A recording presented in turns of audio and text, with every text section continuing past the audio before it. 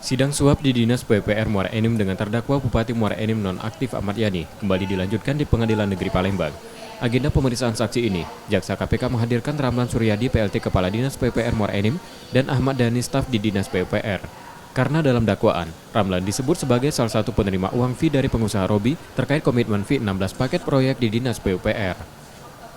Keterangan dari saksi Ramlan diperlukan karena perannya dalam sejumlah proyek Dinas PUPR tahun 2019. Proyek tersebut diduga diarahkan satu pintu oleh Bupati Ahmad Yani melalui Elvin sebagai kabid jalan dan jembatan Dinas PUPR untuk diberikan pada pengusaha Robi. Namun meski ditanya majelis hakim, Ramlan mengaku tidak mengetahui adanya proyek tersebut. Kalau peran Pak Ramlan terdakwa salah satu yang menerima uang fee dari Pak Robi terkait dengan proyek.